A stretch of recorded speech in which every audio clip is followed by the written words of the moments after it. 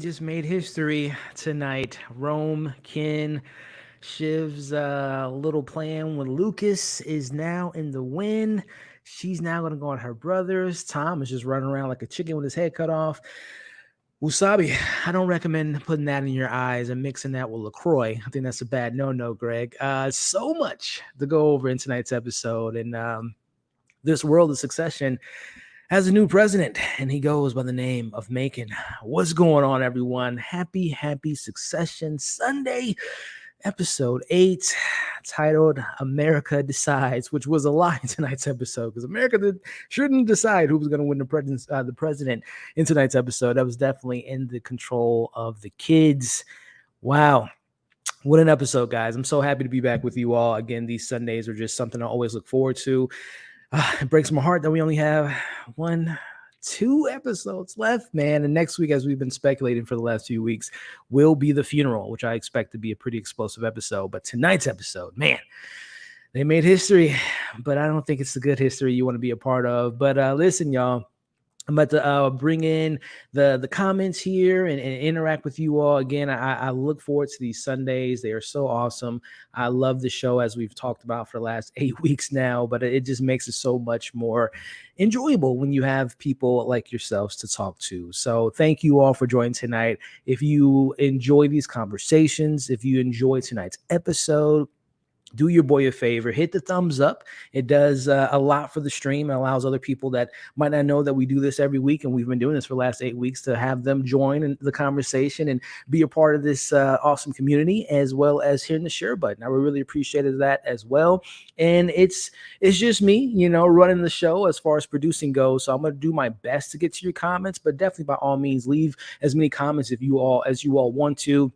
Cool thing about this community that I've just definitely fallen in love with since the inception of this channel is that you all interact with each other. So even though I might not be able to necessarily pull up a comment you all may have or a question you all may have, but I love when you all interact with each other. So again, I'll do my best to pull up you all's comments, but just in case I can't, definitely interact with the community because there's some cool people in the chat. So it's going to be a good time, man. My man 9 may be joining us. If you guys are watching for the first time, the last 2 weeks, I've had a very special guest on the channel, 9 from 9 Nerd Yards, and he may join us tonight. He was a little bit behind on watching the episode, so he may or may not get on. Well, he just DM'd me, yeah. So he might be on. All right, he said he'll be on, so he might be a little bit late. So I'll be running the show like Roman tonight's episode. I'll be running the show for maybe about 10 to 15 minutes as I break down the episode, and I'll just have them jump in wherever we are in the talking points. But before we get into the breakdown and get into the discussion, ooh, man, how y'all feeling tonight, man? This episode, so I'll just be honest with you all, and I'll talk about it in the breakdown. Politics aren't my thing. Nothing against it.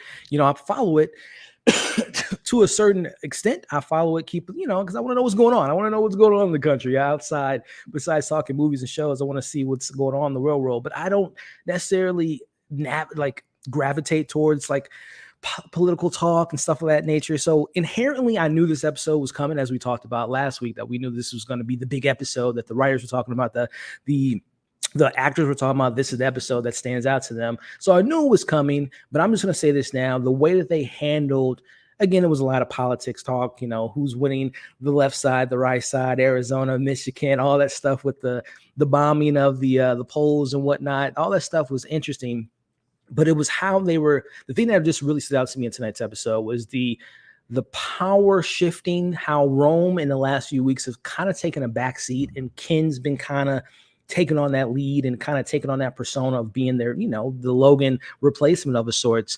But the way Rome kind of really checked everyone in tonight's episode, and not in the best way possible, which we'll get into, but the fact that the power that Rome had in tonight's episode, he didn't care who was the president. Ultimately, he doesn't really care because he knows ATN, as his father did, they run the country, essentially, because they run the media.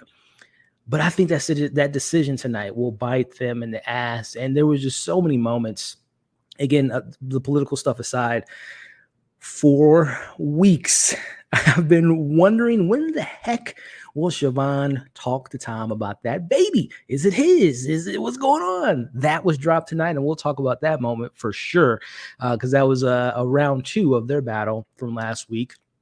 And Greg, man, the look he gave Siobhan in tonight's episode when he kind of snitched on her and told Ken that she was working with Lucas. There's so many great moments. But again, just going back to my initial comments, I'm normally not the most invested when shows focus on politics because it's just not my thing, right? And nothing against people that are ingrained in it and love that type of discussions. It's just not my cup of tea. But the way that I was still so engaged and locked in and was able to follow through with all that stuff that I'm not too much engaged with was just fascinating writing. The performances were just amazing. And Roman, man, he just took control tonight. And little bro, big bro, this big bro tonight's episode, man. A lot to go over, but that's just my initial impressions. Again, we'll talk about it more when we break it down. But let me get off my talking soapbox for a moment and see what's up to everyone in the chat. Right now we have, what is it? 94 people, 96 now. Welcome to all 96 of you all that's watching live. I appreciate you all. It's something I've been love doing with this these last 8 weeks. I really appreciate y'all. So definitely do me a favor, hit the thumbs up, share, and like I said, I'm gonna get to the comments here, and then we'll get into tonight's breakdown, and we'll have our guest join us here when he is available. But let's say what's up to the people in the chat. Michelle, finally, she told him. But what's going on? For me, it's between this and the episode 3 of the best. Yeah, yeah, man. I was very floored with the writing in tonight's episode. It was nothing short of spectacular. What's up, Maddie? The homie Maddie. From what the episode told me, the kids did many illegal. Oh, yes, they did. If the president doesn't help them out, they are screwed. We will definitely, I have that in my notes, Maddie. We will definitely talk about that. I don't think tonight's decision was the best decision. We will definitely get into that. I love that Ken finally saw through Siobhan's. It wasn't necessarily Ken seeing that, as we'll talk about a little bit later, Danny, but it was more or less the conversation that he had with Nate to find out that she was lying. So if he would have never called, I think he would have just still went along with her lies. And we'll get, again, I can't wait to break it down with you all. Just get into the comments here. When he made the call and Shiv saw him on the phone and they were looking at each other, I mean, that was just like, ooh, if I just, the tea was overfilled with just like, ooh, Shiv, you in trouble. So many great moments tonight. But appreciate you. Shout out to Danny and shout out to all you guys joining us tonight. Tonight's award goes to Kendall Roy, letting emotions get the better of him. Yeah, we will definitely get to that. And of course, by the end of the episode, we'll get into our MVPs or whatnot. I'm going to have to talk through it tonight with you all because there were definitely some highlighted moments. And even though I wasn't a fan of Roman's kind of power hungriness in tonight's episode, he was that performance by him tonight, just the way he demanded the screen and controlled the narrative was pretty impressive from an acting standpoint. I definitely did not stand with Roman and his decisions to go with Macon tonight, but that might be one of the funniest scenes I've seen in Succession. And there's been obviously some incredible moments, but the getting the wasabi in the eye and then LaCroix as a topper and then just the chaoticness going on was just something. Maddie says here, it's medical. I'm just replaying that scene. Shout out to was it Darwin? I think this is the first time we met this character. I'm very familiar with the actor. I've seen him in many things, but that was a nice comedic touch for sure. Definitely a highlight for me. Let's see. Who's on that bandwagon? Roman, goodness gracious. What's some dark stuff tonight, guys? Some dark stuff. So some great stuff. I'm just running through it again. I appreciate you all just reading through it. Continue to leave your comments, interact with one another. Not asking for any super chats, but if you definitely want to get a question or a comment or anything of that nature posed or brought to my attention, those are easier to see. So again, not asking for, but if you guys wanted to, that's a great way to do it. And as well, it does support the channel in that way. But man, we got some moments to talk about tonight. Shiv was definitely spiraling tonight's episode. Simone, I definitely agree with you there. It's that damn Boega sushi, man, that he was just gobbling up. Like, I would never, nothing against gas stations sushi or a corner store sushi. It's just not for me. I don't indulge in those type of that type of food and that type of environment. But hey, it happens, man. It gets in your eye, and it's just, man, I couldn't imagine. I couldn't imagine. And one more comment before we get into the breakdown. Disco Ball, what's going on, man? Roman channel Logan, laser focus, 0 Fs given for the family or the country. That's a great point. I definitely want to bring that up when we get to the breakdown because, you know, just thinking of Roman these last 4 seasons, we know he's very kind of sporadic and he's kind of all over the place. He really doesn't, as you just mentioned, the focus is kind of lacking with the Roman character. But when given the task to do something, and when he is given something to do, he tends to, I don't want to say step up, but he tends to have that type of, I don't say leadership, but that type of, again, I guess, keying in on something and having something that benefits him, motivates him to stay focused. And we rarely see that with the Roman character. So again, as I mentioned earlier, even though I wasn't supporting his decision as a character, watching him navigate through this episode and just be like, yep, I got control of you. I got control. Yep. It's the way he was maneuvering everything was very Logan-like, as you mentioned in your comments here. So definitely a standout for tonight. Again, not with his decision, but it was just very impressive to see him handle tonight's episode. What's going on, Skylar? How we doing, man? Gas stations. Yeah, I'm good on that, man. I will pass on that. But with that being said, let's go ahead and just get into tonight's festivities. And as you all know, that's been watching this for the last 8 weeks, I like to have these live discussions. This is all just off the top, got some notes down, having a fun interaction with you all. But I like to make these into the breakdown. So I'm going to do my quick intro, and then we'll get into the discussion. And again, if it surprises you guys, this is just tuning in, I will have a special guest that will be joining us maybe in the next 10 to 15 minutes. So whenever he does pop in, he'll just jump right into the conversation and we'll go from there. But with that being said, we are here. Let's get the intro out of the way.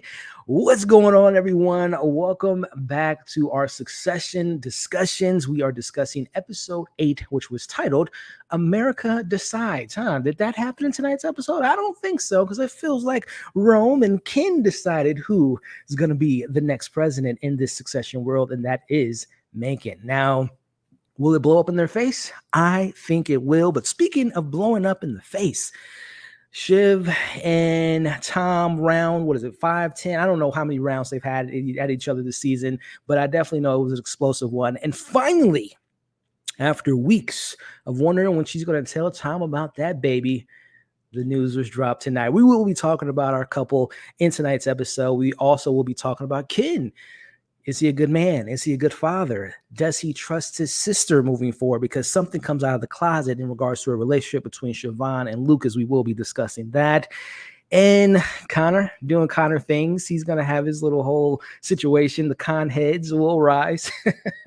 But we will have so much to go over. I'm so excited to be with you all. For those watching the breakdown, somewhere in the next 10 to 15 minutes, I will be having a special guest that will be joining us. So if he just pops up on screen, don't be surprised by that in the breakdown. But before we get into it, thank you for watching the video. Do me a favor, if you enjoyed the episode, if you're enjoying the conversation, hit the thumbs up, share this discussion, leave your thoughts in the comments on tonight's episode, and consider subscribing to the channel. We talk Succession, Barry, and everything in between with movies and shows that we love, so definitely consider subscribing to the channel. So with that being said, ladies and gentlemen, let's begin the fun. And as the Joker said in 2008, and rest in peace to Heath Ledger, here we go. So first and foremost, we open the episode post-Logan election.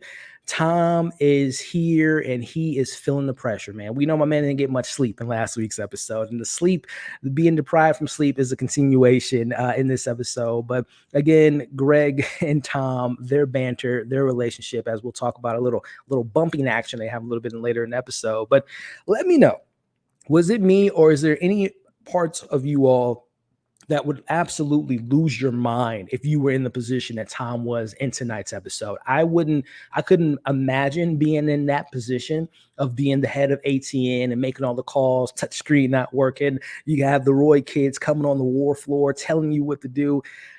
I will get to my issues with Tom a little bit later, kind of bending over to the kids, to the boys, as we'll talk about. But man, he kept, for someone that hasn't gotten a lot of sleep, who's someone who just is in this weird type of situation with his wife. I think he handled himself okay.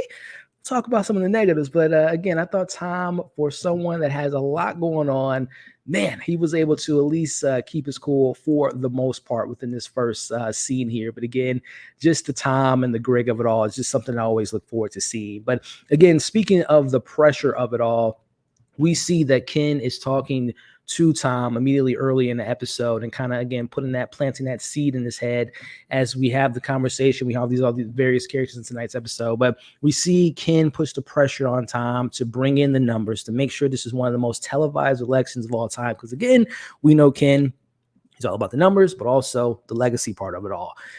He wants to take on the mantle. He wants to take on this company, Waystar, and he wants this to be the biggest election because he wants to be better than his father, as we all know. So we see the war room get it all set up. We see Greg fills Tom in about his fun night. I wish we would have saw that, if I'm being honest with you all, the night that Lucas and his second in command and Greg. I wonder what kind of night they had. Definitely with some drugs involved and some bickering, some talking going on. As we see, Greg is talking to Tom, and he lets him know that as he was having this fun night with the boys, he found out a little juicy information. And that information was, as Tom already knew this, but he's playing coy, obviously, that Siobhan and Lucas are working together. And Tom gives him some pretty good advice, and that is, if you have information, keep it like fine wine. Store that information and use it to your advantage. There's something inside in my mind with the Greg character. Of course, he brings the laughs. He's just a funny individual. All these little tidbits and these little moments that he has with Tom, something's going to happen with him. I don't know. Is it a matter of him taking over ATN? Him screwing over the Roy kids, something of that nature. There's something big is going to happen with Greg. I just see it come. They're just brewing it up. They're setting it all up. We know he knows a lot, and he's kept some things to his pocket. So I am very much keeping my eye on Greg having some type of explosive scene, reveal, let it all. Maybe he's writing a memoir and he's going to put it out online and just spill all the beans. But I'm telling y'all, man, Greg is someone to keep an eye out. And that is someone that I would be scared of if I'm there, because they're underestimating him, right? He's on this side. He's on that side. He's talking to Shiv at one point, which we'll talk about that moment. He's talking to Ken. He's working for Roman. He's working for Tom. Let's keep an eye on Greg, ladies and gentlemen. But moving on to some things that we talked about last week. Reva's coming up. She's 2 weeks in a row. We haven't seen her since last season, but she has a call with Ken very early on in this episode. She tells him that she's a little fearful. We know last week her daughter was pushed based on kids not liking the fact that her dad works for ATN and maybe positioning Macon to be the next president. So things are kind of heightened right now. And as far as the mother is concerned, she's afraid for her and her daughter's well-being. So she calls Ken, lets him know there's an SUV following them, and he lets them know that it's him, keeping tabs on them, make sure they're all right. Something's going to happen with that as far as the Reva of it all and Ken kids of it all, because I don't want to say it's random, but the placement of it seems it doesn't seem like it's a coincidence. I think that, and I hope it's nothing like dark. I hope nothing happens to his kids. I hope nothing happens to Reva. But I think in a sense of disruption in the family connection between Ken and his kids and his legacy that he's created, something's going to happen with that, because it wouldn't just be, again, just throwaway. They're fearful of their lives and Macon being the president. I think something's going to happen with that. And again, I hope nothing bad happens to them physically, but I think it might go to those lengths, because there's no reason they would just kind of pop up out of nowhere. As we'll talk about later, that Ken tries to be a good dad and mentions that he doesn't want, he wanted Dan to be the president just because of the whole, the philosophy of the Republican that's running in place. So I'm keeping my eye on that plot. Let me know if you all are feeling the same about something maybe happening to his family, and not in a good way. But we see as that conversation is going on, Ken gets on the phone with his, Nate's guy, who is Dan, and he doesn't really want to talk to Ken, because the thing with Ken right now in this whole situation, this episode is, okay, do we go in bed with Minkin, or do we go in bed with this Dan character? Because if we go with Dan, he's going to make sure the deal goes through. If we go with Macon, he's going to cut the deal. He's going to end the deal. So it's that whole tug and pull back and forth. Whose side will you be on? So again, Ken's kind of playing coy, kind of playing nice, kind of playing into the politics of it all, and just, saving face or whatnot. But meanwhile, as that's going on, we have Rome having his face-to-face with his boy Macon, and the conversation that's pretty much at hand, and it's a very, political conversation.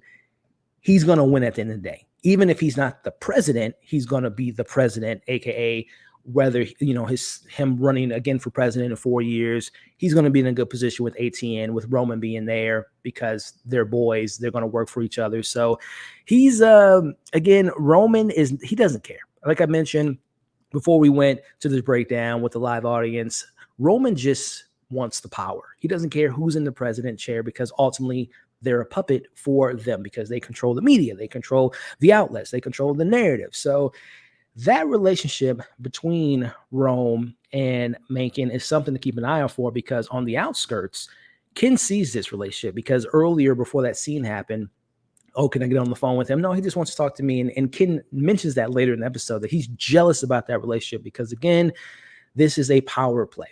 Ken, for the last few weeks, and y'all know that's my favorite character, he's been on his high horse. He's been in this good position of power, and just he's the wave, as he says last week.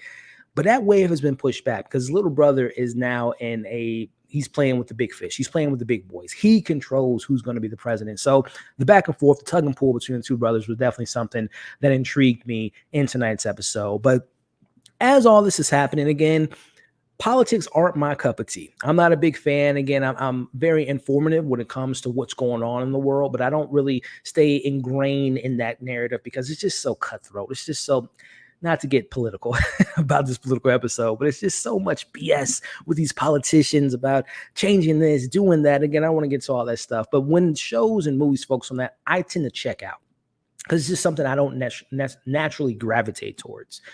But the first half of this episode, what was so well handled to me was the writing of it all, of how they handled not just who's going to be the president, but the implications of aligning these characters with what's going to be best for their pockets, what's going to be best for their, businesses and their future and things of that nature. And I think the reality of it all, of the situation, it mirrors our reality in tonight's episode for sure. And again, not to offend anyone out there, but this definitely felt like 2016 all over again in tonight's episode. And that's what was the shocking part to me, is just how well this show is able to blend in the reality, mixing in the show's narrative with these characters and the power moves they make. And it was just so, again, from someone that's not a person that's into politics, it was just so riveting. I can't even explain how I was just sitting on the edge of my seat, just watching all these moves, these power moves, these chess moves, and the whole thing with Milwaukee and ending the polls and calling it, all this stuff to me was just very fascinating. Again, as Roman said, we made some good TV tonight, and that they definitely did. But before we get back into the conversation, let me check in with my live audience to see what you guys are talking about. How are we feeling about this opening of this episode and all that good stuff? So let me catch up with the chat here, and we'll get back into the breakdown. Let's see. Tonight's episode was bananas. It was bananas. Disgusting brothers. Yeah, man. Special guest is doing. Ken sucks. What's going on, Zia? Ken does not suck. That's my boy. That's my homie. But he kind of took a backseat tonight to his little brother. So I will agree with you there. Let's see. B found this episode to be boring. If you're still here, B, I'm going to try to get to your response here. But if you are still watching, let me know what you, again, and this is coming from someone, maybe you're in the same boat. Politics aren't your cup of tea, and it's really not as engaging, entertaining as some of the other elements in the show. Let me know if that was what was boring to you, or if it was something else. Just let me. I'm very curious, because this was, in my personal opinion, it was far from boring, because it was just so integral, and just so seeing all these moves, chess moves being made. It was just a very fast-paced episode that I really, really enjoyed. But let me know. Again, we always respect you all's opinion. Like the episode, hate it. But I would love to know your thoughts on that. Let's see here. My man Michael with a super chat. Appreciate you, my man. I don't know if there's a comment attached to that, but I really do appreciate you showing some love with the super chat, my friend. Is this? Oh, okay. Hold on. This might be your comment here. Thought for sure it was no Hank following. Shout out to Michael. If there's any Barry fans out there, that's a Barry reference, which, by the way, for those that are Barry fans, tonight's episode premiere, and I have a breakdown on that. You can watch the Barry breakdown after tonight's live after show. But shout out to Michael. Yeah, NoHo Hank in that. That's funny, man. Good one, Michael. And thank you so much, my friend, for the super chat. The Barry Succession crossover that we never knew we needed, and we definitely need. Let's see, my man Stress Free K. Can Ken possibly redeem himself now, or now is he spiraled downward? Man, we got 2 episodes left, my man. I don't know if there's any redemption for any of these characters, right? But I guess we'll find out. I don't know. This was a emotional decision that Ken made tonight, going with his brother, just because he felt betrayed by Shiv. So yeah, it's going to be interesting. I think this is going to blow up in both their spaces, as we'll talk about a little bit later today. Yeah, that was a great scene too, Maddie.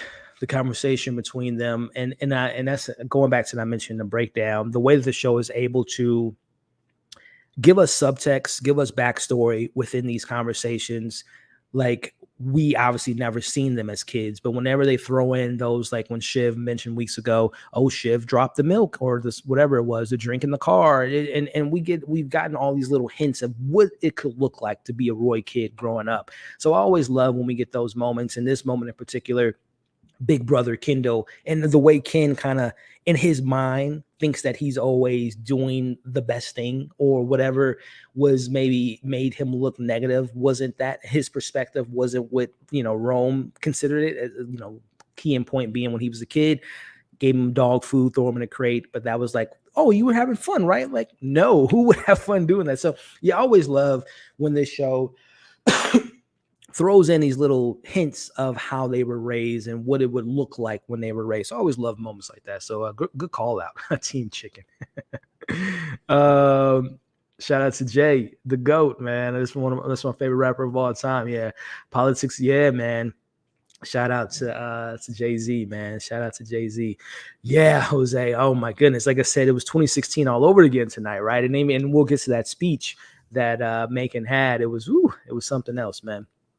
But there's a couple more comments and then we'll get back into the breakdown of it all. Let me see here. We got one more comment, and let me see, my man Skylar saying, it's wild to know that people this dysfunctional run politics and media in real life. LOL. Yeah, it is. It is very wild, but it's the truth. The honest truth, and regardless of if you're more on the left side or right side, I think we can all agree as a human, as humanity, that it is definitely times where it's just like the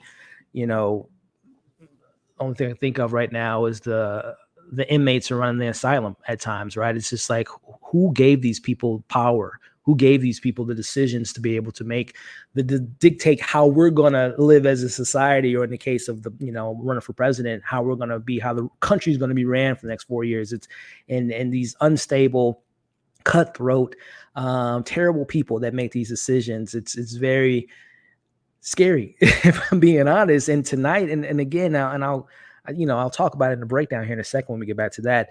Just seeing Ken and Roman and Shiv, how it isn't about the betterment of the country. It's the betterment of their pockets, the betterment of how they're going to kill the deal, keep the deal. It's just like they could care less about it. And again, just tying into the show, they can care less about the country, right? It's just about how is it going to benefit them, which is scary. And then tying into the reality of it all, that's how the world works, unfortunately, right? So, yeah, man, I love when the show blends in the reality of the situation that we all kind of experience from a real world perspective. So, yeah, definitely agree with you there, Skylar. All right, guys. So let's get back into our discussion here. Let me pull up our next part here. And again, for all those joining us live, we went from 94, 96 to now we're up to 156 of you wonderful people joining me tonight. And I really, really appreciate it, y'all. These last 8 weeks, it's gonna break my heart when the show is over for many different reasons. One, because I love this show, but also I really have come to love, whenever we do live streams, always love interacting with you all. But the fact that I can cover this show and have these live conversations with you all is something that I don't take for granted. So I really appreciate you all. And if you all have appreciated these discussions and appreciate tonight's discussion, do your boy a favor and hit that thumbs up, share tonight's stream, and of course, consider subscribing to the channel where we have some good things going on here. But speaking of going on here, some good things, maybe not some good things. As we get back into the discussion, again, the pressure's on Tom. He's being called 24/7. Ken's calling him, Shiv's calling him. He has the pressure of getting the numbers high and making this being the most successful, election night that it possibly can be. He needs a little motivation, right? He needs his friend Greg to kind of help him out tonight. It's this guy in charge, and again, like as I mentioned earlier, I think that the whole Greg of it all is just a matter of time before whatever his plans are, whatever his move is, and all the stuff he's learned from not only Tom but from all the characters in the Roy family. Greg is coming, but before he has his moment to shine, he's still going to be the little errand boy for Tom. And in tonight's episode, we see Tom, needs a little extra motivation. He doesn't get his coffee. We know he's sleep deprived, but let's just say he has a little bump, to say the least. And Greg, the whole Greg of it all, he doesn't want to do this bump with him because he doesn't want to get so many funny moments in this episode. He doesn't want to get addicted because he did some extra activities with Lucas the night before. But again, this seeing them going back and forth and Greg is still being his little Greg, as he mentions in this episode, was just something I definitely got a good laugh out of. But again, the thing I do want to point out again is this is another tally mark, another thing to put in the documents, another thing to save in the memory bank for Greg is the head of ATN took a substance on the night of the election. So again, if my, I don't say theory, but if my thoughts are to come true regarding Greg using all the information he's obtained over the last years, this is not a good look for the head of ATN that he was possibly, the headline can read, he was on drugs on the night of the election. So we'll see if Greg will use this to his advantage some way, somehow before the end of this show. But as we pivot over to now this part of the episode, we're about 15, 20 minutes in, and the polls are now being closed, and things aren't looking good for our boy Connor. He's kind of waving the white flag at this point. We're hearing that things are getting violent in different places across the country. And again, Tom is just like a chicken with his head cut off. There's an issue with the touchscreen not working. Again, there's violence going on. He's getting called to put this on the headlines, run this story for the minute. It's again, if I was in his position, I wouldn't have been able to make it in tonight's episode. I just would have been like, you know what? Take off my shirt and tie. You guys have a good time tonight. Deuces, I am out of here. That's a lot of pressure, man. But as that is happening, we have Shiv and Ken want Tom to focus on the bombing situation that was kind of ignored from Tom and all the people of power and ATN. They were kind of like, there's nothing to worry about. But boy, that ended up being something very serious. There is a fire at one of the spots where the polls are being taken.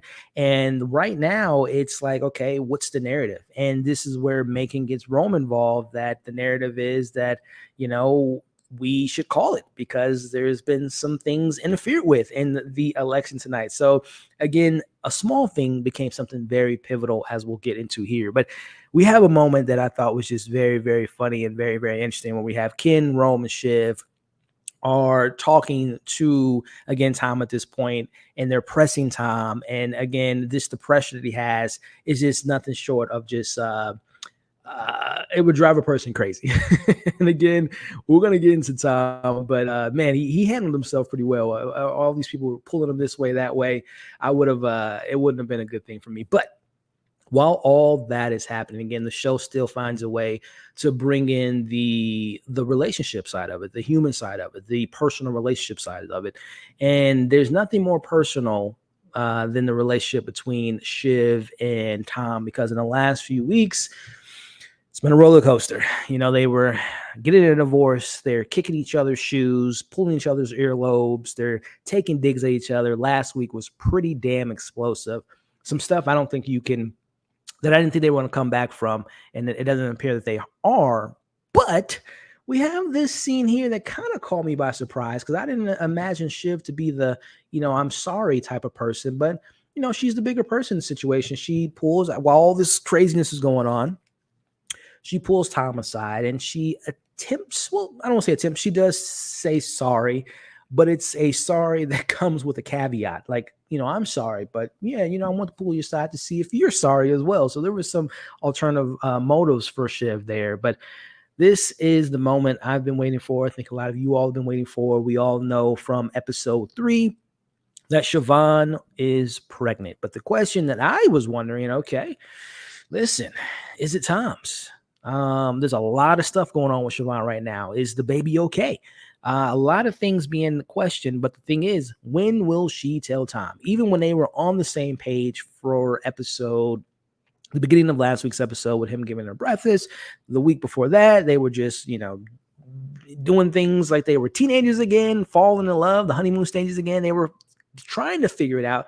We're going to be miserable together, but hey, let's just have fun while we're being miserable. But she finally lets the cat out of the bag. But before she does, she's looking for Tom again. I think Siobhan has been waiting for Tom to get back in line. She's been waiting for him to do what he did the previous 3 seasons, which was when Siobhan says jump, Tom says, how high, dear? When Siobhan tells him to do something, sure, when do you need me to do it? He was on the ball. But obviously in the last few episodes, and particularly in this season, Tom hasn't been playing ball. He hasn't been, doing the orders that he has been the past 3 seasons, I should say. So he doesn't give the apology, but then he's just like, you know what? I don't really care. I got a lot on my plate right now. And it's not giving the Siobhan the energy she wants from this conversation. And he doesn't just stop there. My man Tom proceeds to say, Siobhan, you hated your dad. Siobhan, no, I didn't hate my dad. Siobhan, you probably had something, you sort of killed your dad with all the stuff you and your siblings were doing. And she's just flabbergasted. She has no words. She's in a loss for words. But now words are going to be completely forgotten about, because now she finally tells him after he's just, again, Tom is just laying it in on her. He's really, and again, this is something that I think the character has been leading up to this kind of like blasé, like kind of attitude towards Siobhan. Like, man, you have drugged me through the trenches and I've just had enough of it. I'm finally going to stand up for myself. So he tells her all that stuff. So now Siobhan is just like, I don't know, okay, what do I have? What do I have? What can I play against him? What can I use over him? What can I say to him to kind of break him down? What can I say to get back into this conversation? She finally tells him that she's pregnant. And not only that he is the father. Shout out to Maury. Tom is the father. And the moment, let me see if I can find the actual screenshot, because, I don't have any kids. I don't know what it's like to have that moment with your significant other, your partner. But I would imagine in a healthy relationship, that's a moment that's life-changing. You're so thankful, you're so happy, you're excited, you're hugging your partner, and you're just like, we're going to make this happen. That's not what Tom says to his still wife. Things are rocky, things are a little complicated, but that's not what Tom says to Siobhan. First off, the face says it all. The first words this man says to his wife and mother-to-be is, is what you said even true? Now, that can be taken in 2 ways, right? It can be taken as what you're saying to be true is like, is the baby really mine? And this other way that I think he might have meant it was, and he says so much so in this next moment, he says, is this a tactic, right? Is this just you being Siobhan, you being a Roy member, and just saying something to be what works to your advantage, that holds something over me to use as like a sick, twisted type of mind if to say the least. And Siobhan has no words. She walks away, and we'll talk about the scene here. But again, I'm a Siobhan fan, but I don't blame Tom with that response, because it is Siobhan that we're talking about. It is a member of the Roy family that we're talking about, and deceit and lies and trickery and tactics, no matter what the topic is, birth, life or death situation, you never know what's going to come out of their mouth, and you don't know if it's truthful. So I would be stunned if I was Siobhan, no doubt, but I don't want to put the pressure on Tom saying you're despicable, you're terrible. I mean, they're all terrible characters. Let's just put that out there. But I don't blame his response. But I want to know how you all felt about that scene. Number one, the reveal finally happened. She tells him she's pregnant. He is the father of the child. And his first words to her was, "Is the words that are coming out of your mouth, is it truthful?" Whose side were you on that moment? Did you feel for Siobhan? Did you feel for Tom? I felt for Tom in the sense of that's probably something that I would have personally said as well, because again, you don't know what is truthful with these characters. But I tell you something about truth. The next person I'm going to bring here is a dope content creator. He is someone that I've been able to link up with in the last few weeks, and he's here to share his thoughts. And he's come in on a very perfect time as we're talking about Siobhan and Ken. You all have gotten to know him in the last 2 weeks, and he's here to join us again. It's the one and only Nine from Nine Nerd Yards. Hey, sorry I'm late. Sorry for the Oh, false you good, flag. man? Um, It was the touchscreen, right? Some touchscreen issues. It yeah, I was had some yeah. touchscreen issues. I was talking to the other con heads about Yeah, what, yeah. what our next move was going to be. Um, Definitely, man. wow, what an episode! I literally just got done watching it. Yeah. I'm pretty sure you've already. Oh yeah, 45 minutes in. Yeah, I'm pretty sure you already reeled about like the accomplishment of this whole episode. It was Incredible. a well written, well acted, and you came just in time, man. And I want to get your thoughts on this, obviously. But before we do, man, Nine, he joined me in the last 2 weeks. He's here tonight. Everyone in live chat saying what's up to you, man. But just so happen, if this is someone's first time watching Nine, why don't you just give a brief introduction, man? Let them know who you are, my friend. Hey, yeah, I am Nine Nerd Yards. Go by Nine on YouTube. And I make a lot of content, video essay style, that's Atlanta based. I'm currently covering Dave. A lot of nerd stuff also. We covered The Mandalorian, and we're working on our new projects to see what we're going to be covering next. But tonight I'm here to talk about Succession. Yeah, man. And we got a new president, El Presidente. Macon. And I said it earlier, man. I don't know if you feel the same sentiments, but this was 2016 all over again, man. It was very I feel reminiscent like it was like 2016, but with mixed a with mixture that of splash of 2020. Yeah, 2020, right? I agree. I agree, man. And coming off the heels of Fox News Yeah, being having to pay a Billy yeah, because of very much this type of situation. yeah. Wow, like how appropriate for the zeitgeist. Hmm. And I think this is going to go down as one of the best episodes of the series. Possibly. But just jumping right into it, Nine. I just kind of went over the whole finally Siobhan telling Tom about the baby. Tom really, prior to that, kind of bomb drop there, he was kind of being cold. And I think for reasons so, because he can't trust her right now. Your thoughts on this conversation? Did you feel bad? If there was a character you felt bad for that moment, were you more on Tom's side, understanding his perspective of the situation? Did you feel bad for Siobhan that the first thing you said to your husband was, "I'm pregnant," and his response was, "Is it true? Is this a tactic of yours?" I mean, Your she thoughts on that? painted herself to get that response, right? Like, there is no way after that, Romeo and Juliet balcony scene that we got last week that Tom will be in a position to actually trust what she's doing or what she's saying. But yeah, it's just a toxic situation where it makes sense where Tom would be like, yeah, what type of game are you playing here? And either way, there's no way I can even think about this right now. I felt like it was a little bit slimy for Shiv to drop that because it felt like she was only saying it right now to get what she wants to make sure her behind is covered, Right, which right. I was teeing it up for like last episode. I was teeing up like, Shiv is not really getting any allegiances here. She's burning all of our bridges. It's going to be very hard for her to be on a standpoint with anybody in her corner. Yeah. It's a tough position to be in on both sides, but I think Siobhan, I mean, it's a lot, man, to have your husband tell you that, and I totally agree with you that it was a move to be made, a thing to be said when she felt like she was her back was against the wall. Let me push this at him and try to get the heat off of me. But Tom's response definitely wasn't what she expected. So this couple, man, the moment that was really interesting to me is when she goes back. This brother and sister, the sibling relationship is just so fascinating to me, Nine, because they have these moments, as we'll talk about, where all the chips are on the table, that Siobhan's working with Lucas. there are still these moments when they can punch each other, kick each other, spit on each other, but then they have these quieter moments when she goes back to her brothers and, oh, you okay? You just talk to Tom. You want us to kill him? And then maybe, Right. Yeah. and Kendall looks at her and says, "We got you." It's Hmm. those little moments that you just there's a sliver of hope that they actually like each other, that they actually Hmm. care about each other.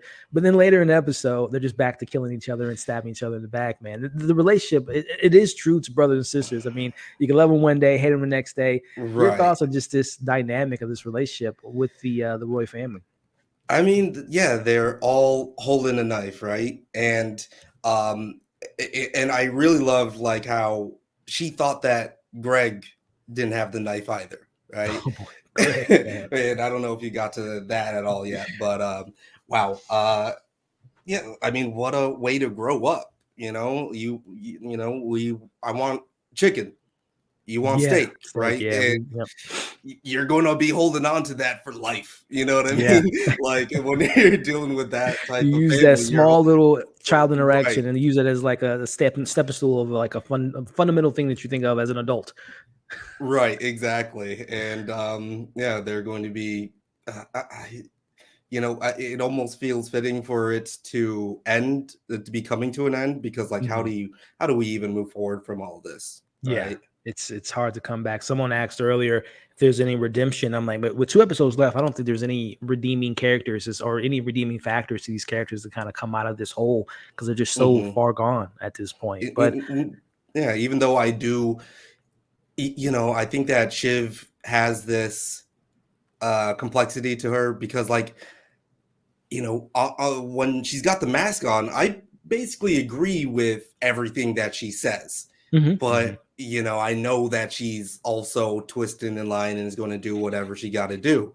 Yeah, But, you know, you know, and when you're overthrowing a democracy, you know, it almost doesn't really matter if you're what you internally feel because your yeah. actions are going a long way here.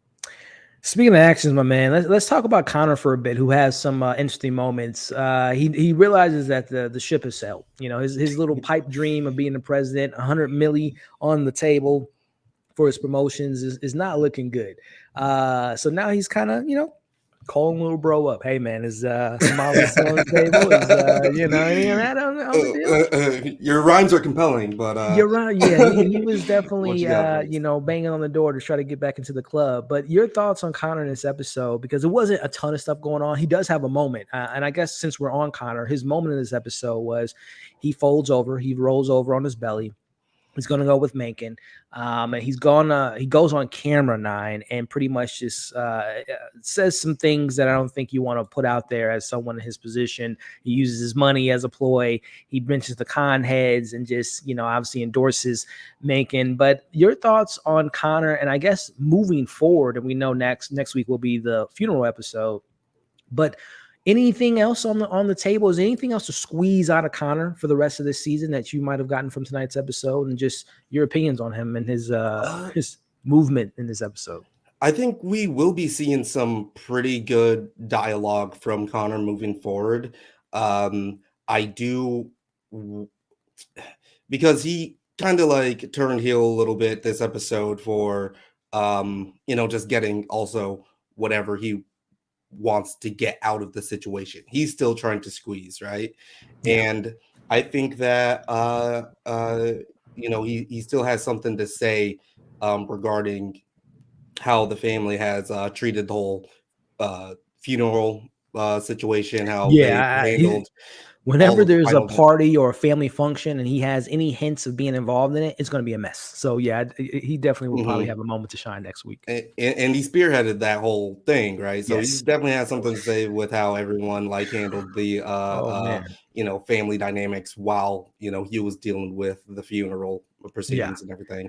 Uh man. Not to jump too far ahead, Nine, but I would imagine again it's going to be probably a shit show. If Connor was running that funeral, it might be some hot dogs being served at the wake. It might be Yeah, a some freedom fries. balloon party for clowns to make balloons. It might Mhm. be pretty crazy, man. And of Yeah. course the biggest thing, and we'll talk about it at the end, but the biggest thing I'm looking forward to in next week's episode, we're going to probably see all of our characters that we probably haven't seen in forever. We're gonna probably see Carrie at the funeral. We're gonna see the kid's mom at the funeral. We might even see Connor's mom. I don't know if we ever met her at any point in the season, but I think we're gonna get the all star that's coming out for next week's Right. episode, which will probably be insane. So is Connor's mom?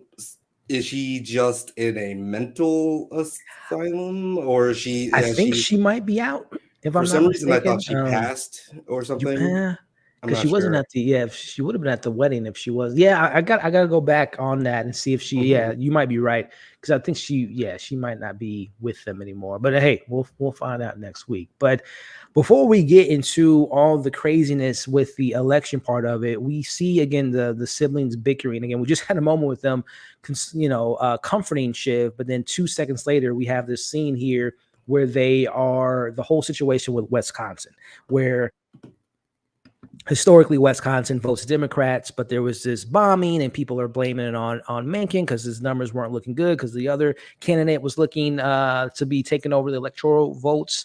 So Rome and Shiv are literally at each other's throats, and more so Rome is being more childish in the moment than Shiv. She's trying to have an actual adult conversation, but Rome is just kind of playing her in this scene here. But within this moment here, I'm just curious now to how you felt about the whole, more so Roman in this episode, and then particularly in this scene, how the focus, the Roman didn't care who was the president. He just wants to make sure that he's going to be fine. He's going to be in control, and he has Right. his Macon horse in the stables. And we had a scene earlier where Macon's like, "Hey, win or lose, I'm going to still win, and we're going to be working together. ATN has my back," and he agrees to that. So not Right. only in this scene he's going that Shiv 9, but your thoughts on just Roman and his navigating of this episode and how the last few weeks he's been kind of taking a back seat. He took full Yeah. control in tonight's episode. He really did. And first and foremost, like Roman is a bad guy. He is pretty. He don't care about nobody. He Forget don't them care kids. about no. He said the blacks and the Jews. Yeah, yeah. I'm And just you know joking. it's crazy when Yeah. everybody in the office says, Stops and "What? yeah. Okay. Wow, Roman, mask off moment for Roman there. Yeah. Yeah, But I man. really think that like it's kind of funny because we were just seeing Kendall come off the high of like given that stock presentation a couple of episodes ago, and everyone's patting him on the back. It feels like Kendall is more in control of the business, but even Kendall is admitting that like, okay, if we do push Mencken and Roman are like this, Yep. then Jealousy. how am I even going to really have any pull if Yeah. if it's almost like Roman is vice president right now? You know what I'm saying? Like he might as well be the running mate. So yeah, so Type man. yeah, I kind of think that but I also think Roman is a bit too over his head on this, and yeah, and if they're basing this off of history, or real life events, then ATN is big over their head too, and that Yes. we may be seeing crumbling empire. I couldn't agree with you more. And that's definitely, I'm going to put a pin in that because I definitely want to bring that up as far as a question. Will this blow up in their face? Because I think to your point, it definitely will. We have this point where Ravenhead, we met him in season 2. He's a hothead. He says he's a Macon supporter. He says some pretty outrageous things to bring in the numbers, but this is again the power of Rome in the situation. He feeds this over to the Ravenhead to spew, as they say, poison to the audience, to their people watching the program, of that, oh, things weren't looking good. So of course it's the other side that had this situation at Wisconsin and everything going on. It just goes to show you, Nine, as far as when Rome really is focused, he can F some stuff up, man. The move that he makes here. Now, I don't know if you had any thoughts on it, man, of him just going to the live commentator and having Ravenhead just spew all this poison out there with this whole fire situation in Milwaukee was just a power move. It was pretty crazy. And well, is Ravenhead? That would be the guy in like one of my favorite episodes. Then, when they all go on lockdown and Tom is trying to like suss him out. Then, and isn't he the guy? He's like, They were really thinking into about like Hitler or something. firing him at one point, but it was obviously he's a star of the network, so they're not going to Right. fire him. Raven has someone. Yeah, I think it was season 2 when he had his role. Yeah, and he's like really into like Hitler, Yeah, artifacts and paraphernalia. I don't yes, know what to call that stuff, memorabilia. yeah, And so I think it's pretty funny that they got him back to spew all of that. Just kind of just say, just also have his own mask off moment, just the way that yeah. he was just like talking into the camera and everything. Mm-hmm. But yeah, Rome knows how to shift things around. This is Yeah, when he is most like his father, yeah, and yeah. every week that's what he craves, right? Mm-hmm. He wants Mm-hmm. to be just like his dad. Not really sure if he can capture that all Yeah, the time right, moving right. forward. Mm-hmm. Uh, my belief is that even if he's like Menken's boy, he will still be playing second fiddle to Menken, or 100%. like being manipulated and Yeah. Oh yeah. yeah, Yeah, he yeah. can. Everyone right now that's latched on to someone that they think they have their corner on their side is going to be played. Whether that's Mhm, Shiv and Lucas, Rome and Mencken. Ken doesn't really have a dog, I guess, to rely on or someone to lean on. Maybe Frank, but I don't think Frank's going to betray him. But everyone else that thinks they're in cahoots with someone, I think that it's going to blow up in their face. mhm. And it's going to be really interesting to see how that plays up. But before we get into a very funny scene between, I don't know if we've ever really seen Siobhan and Greg have a one-on-one as Oh we do my in tonight's god. episode, but we will get into that. But before we do, Nine, we got 188 people watching, man. Again, I appreciate y'all joining us. I appreciate Nine hopping on and breaking this episode down with me. So do us a favor, y'all. Hit the thumbs up, share, comment. But also, my man Nines, his information will be in the description of the video. So definitely make sure to hit that subscribe button. My man has some fantastic, as my man says here. I've watched all the Atlanta videos, been a fan of yours for years, Nine. So love to see it. Love Hey, to see it, Basher, man. that's what's up, man. Yes, That's what's sir. up. Yes, Thank you, sir. thank you. But let me see. Is there anyone? I think here we go. Let's see. My man Stress is saying, I think Shiv told Tom because the baby is bigger than they're bickering. Possibly. Or she's Why just choose using it. right then? Yeah, why Yeah. choose right then? Yeah. That Right was then and a there. bit odd. Nate saying Connor lost the one state that he thought would win. RP con heads. Yeah, RP to the con heads. And again, it's going to be really interesting to see him navigate the rest of the season, what Connor has up his sleeve. Mhm. Your volume level hold on, let me see. There might be some technical issues. Elliot, your volume level or 9 lower it. I don't know how to. Yeah, maybe I just need to. This mic is a little bit. I think we got the same mic actually. How do you Yeah. lower your volume Yeah, level? Yeti. Yeah, but yeah. Let us know in the chat, guys. Put a 1 in the chat if I'm coming in good. My man Nine's coming in good. If there's some audio issues, let me know. Let me know because we definitely want you guys to be able to hear us. Loud and clear. Yeah, Roman's my MVP, even though I didn't like his character art. Yeah, we'll get to the MVPs a little bit later. But yeah, Rome was definitely moving through this episode in a way that was impressive, but I definitely wasn't a fan of it. The volume sounds even to me. We got a 1, so it might just be something on your end. So Yeah, let definitely me. look into it because everyone else is saying that it's pretty good. Okay. Definitely thank you for bringing that to our attention. But yeah, everyone's saying it's good. I think we're All good right, now. I all think we're right. good, my man. So moving on now, like I had mentioned, I don't know if we've ever seen a scene, a solo scene this awkward between Siobhan and Greg. And I mentioned it earlier now before you hopped on that I definitely think the show has something lined up for Greg this season. There's so much information that he has. Tom doing a little bump on the night of the election, all the stuff he knows about the cruise situation, just all the stuff he knows in general. But the moment here, I think it bit Siobhan in the ass that she thought she was going to intimidate Mr. Greg. She warns him, Mm-hmm. or I should say, threatens him. First off, she says, "Do you find me attractive?" Because she knows all about the Disgusting Brothers, right?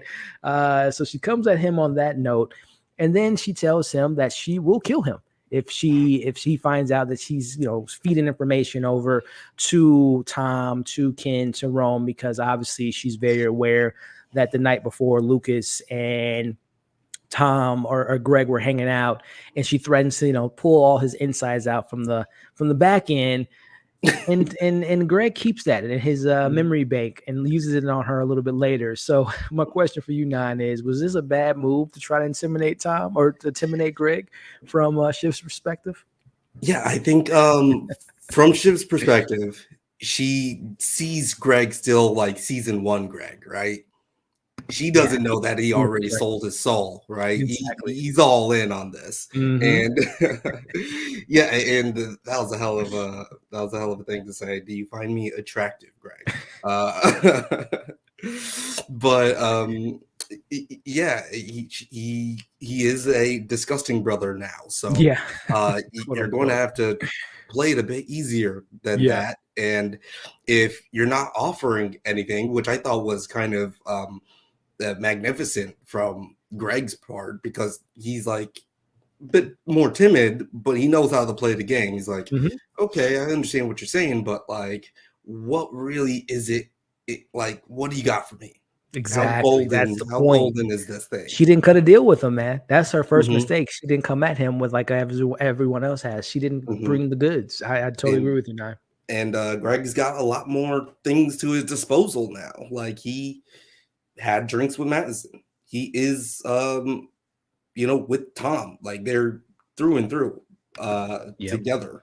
And probably the most solid partnership that the show has ever had is with Tom and Greg. So Hmm. really doing that to Greg was Not a good move. such a big mistake. She misread that situation so Yep. hard. Yeah, I'm sure it's so many great moments. I think there was a part, I'm sure that they've had moments together. I want to retract my comments of them not having. There's moments where I can recollect her talking to Greg, and like you just mentioned, her kind of sunning him and telling she thinks she has all the power, but really he's just, sure, Shiv, I'll do whatever you do, and probably just listen to Logan or Tom. There have been moments, but she's underestimated Greg every step of the way. And like you said, Nine, he's not the same Greg that he was from season one. That's Mhm. for sure. So she definitely came at him wrong from not offering something to him. But I thought that scene was pretty interesting and a dynamic moment between the two characters. But Nine, I think I can confidently say that I don't think I've seen a funnier scene in Succession than the one we're going to talk about here. Wasabi and LaCroix. It's not a good mix, I tell you, Nine.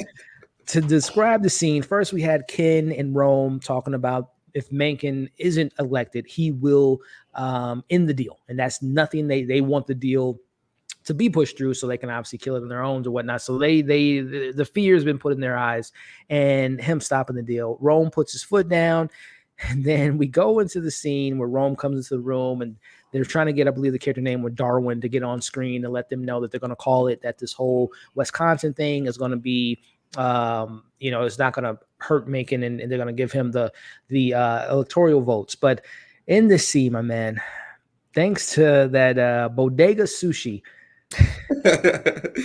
he gets Yeah. some sauce in the Check off eyes. shoe sushi. He pours LaCroix in his eyes. Nine, I don't know if there was a funnier scene than this here, man. Again, we're going to get into the serious stuff here in a second, but I just had to take a moment to get your thoughts on one of the funniest, if not the funniest scene that I've seen in this show. Hilarious. Yeah. I was laughing at that. And it's so like Three Stooges meets Kafka, and uh because really he is about to be like addressing the nation and like Yes. really putting some hard line borders, trying to contain this situation. And what stops it all is gas station sushi. Wasabi in the eye, and It's Greg just medical. It's lemony. right. It's not that lemon. Oh my goodness, man. Right. I was half expecting him to just grab a salt shaker and just, dousing Just that add into his more eyes. So fuel to it's the like, fire, okay, man. Oh my all goodness. right. That was that was just like a really great bit of levity, because Yeah. this episode was very intense and Pretty heavy. Yeah, had man. me on the Yeah. edge of my seat, and I wasn't Hey, man. expecting it to get that silly. Yeah. Hey, if And Greg's around, it's definitely gonna get silly, my man. yeah, absolutely. And Tom, there's like this part where Tom is just walking out, and Shiv is in the doorway, and he just yells back to Greg, just like, "Don't put wasabi in his eyes, Greg." And that's the end of the scene. I'm like, what is happening? And I can imagine that type of stuff does happen like all the time in those types of organizations. Yeah, it's crazy. Someone had mentioned earlier, it's just the funny thing, but also scary thing is that these are the people that's making these calls. These are the people that could dictate who's going to be running the Exactly. country for the next 4 years. People Mhm. that get wasabi in their eyes and pour LaCroix in people's eyes and make these type of moves, man. It's hilarious and scary and frightening at the same time. Yeah, because like, what was he going to do after that? He was getting ready to get on camera, Yeah, right? the PowerPoint ready and And you're have just the ticker that is pending for the and, Wisconsin votes. and what's going to like really help? You're just going to douse him with LaCroix, and then he's going to be good to It's gonna be go. all Like fixed and ready shirts to go. all drenched. Yeah, right. Yeah, right. Not the LaCroix. Not You the are LaCroix. not serious people.